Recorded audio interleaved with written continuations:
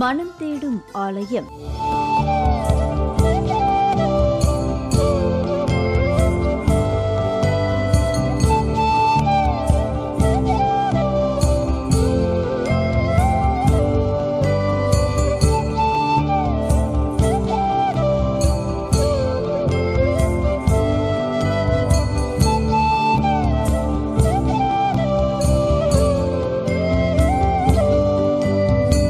இறைவன் மீது நின்ற கோலத்தில் அம்பாள் அருள் புரியும் தலம் பற்றி உங்களுக்கு தெரியுமா?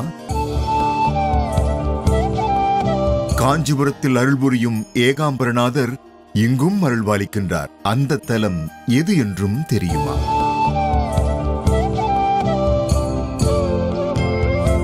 ஆமேர்களே, பஞ்சபூத தலங்களில் நிலத்திற்குரிய தலமாக விளங்கும் சென்னை ஏகாம்பரேஸ்வரர் கோயிலை பற்றித்தான் இன்றைய நிகழ்ச்சியில் நாம் தெரிந்து கொள்ளப் போகின்றோம்.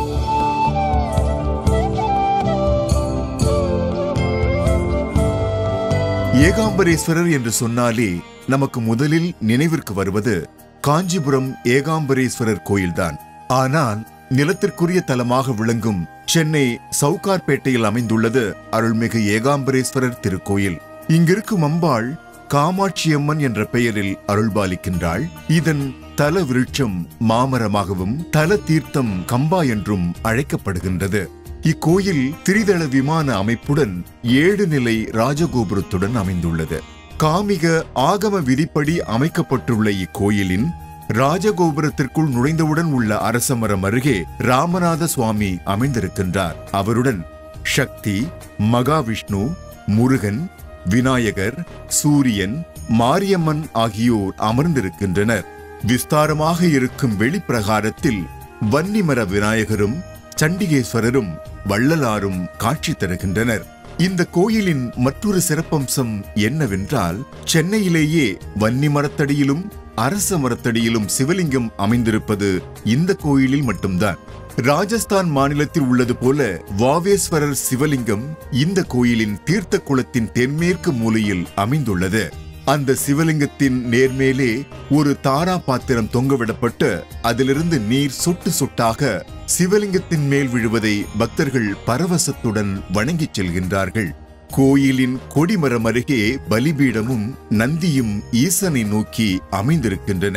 இந்த கோயிலின் தல வரலாறு கூறுவதின்படி பல நூறு ஆண்டுகளுக்கு முன்பு சென்னைக்கருகில் அலங்காரநாதர் என்ற ஒரு சிவபக்தர் வாழ்ந்து வந்தார். ஒரு முதலாளியின் கீழ் வேலை செய்து வந்த அவர் பிரதோஷ தினங்களில் காஞ்சிபுரம் சென்று அங்குள்ள ஏகாம்பரேஸ்வரரை தரிசனம் செய்வது அவரது வழக்கம். அதுபோல் ஒரு பிரதோஷ நாளில் இறைவனை வணங்குவதற்காக காஞ்சிபுரம் செல்ல தனது முதலாளியிடம் அனுமதி வழங்குமாறு கேட்டார். முதலாளியோ அங்கு வேலை அதிகம் இருப்பதை காரணம் கூறி காஞ்சிபுரம் செல்ல வேண்டாம் என மறுத்துவிட்டார்.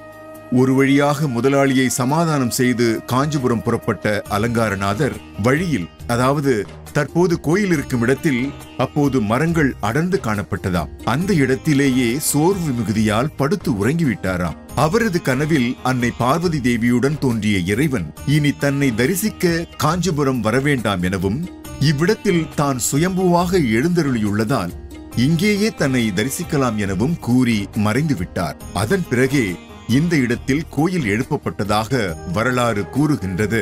அலங்காரநாதரின் கனவில் இறைவன் சொன்னதைப் போலவே சென்னை சவுகார்பேட்டை காமாட்சியம்மன் உடனுரை ஏகாம்பரநாதர் கோயிலில் மூலவர் லிங்க வடிவில் சுயம்பு மூர்த்தியாக காட்சி தருகின்றார். இந்த தலம் நவகிரக பரிகார தலமாகவும் உள்ளது. ஆணும் பெண்ணும் சமம் என்பதை அர்த்த நாரீஸ்வரர் கோலத்தில் சிவபெருமான் உணர்த்தியதைப் போல இங்குள்ள அம்பாள் சுவாமி மீது நின்றபடி சிவனில் சக்தி அடக்கம் என உணர்த்துகின்றாள். இக்கோயிலின் உட்பிரகாரங்களில் உபமூர்த்திகளுக்கு தனித்தனி சன்னதிகள் அமைக்கப்பட்டுள்ளது.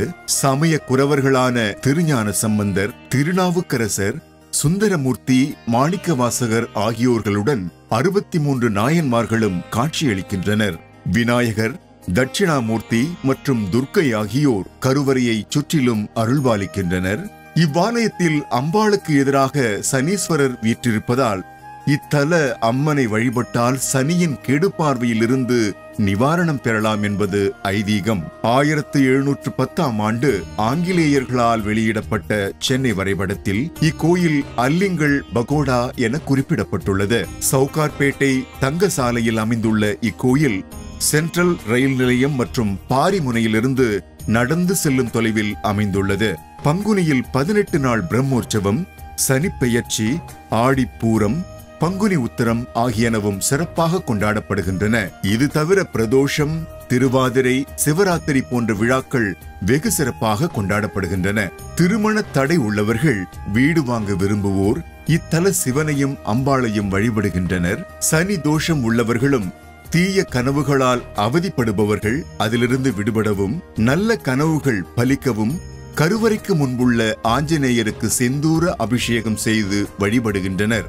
நமது வாழ்விலும் வளங்கள் பல பெருக சென்னை சவுகார்பேட்டை காமாட்சி அம்மன் உடனுரை அருள்மிகு ஏகாம்பரேஸ்வரரை வேண்டி வழிபட்டு வருவோம். வாருங்கள்.